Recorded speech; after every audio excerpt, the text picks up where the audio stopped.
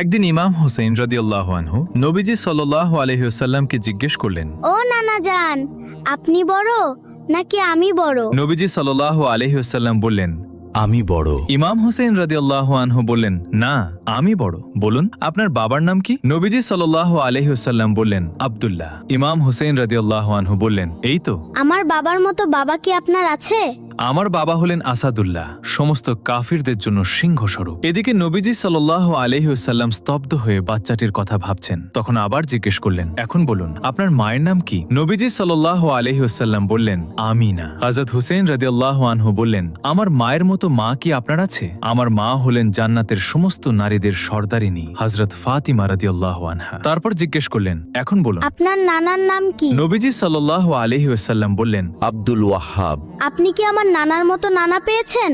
আমার নানা সাইয়্যিদুল আম্বিয়া, রহমাতুল লিল আলামিন। আমার নানা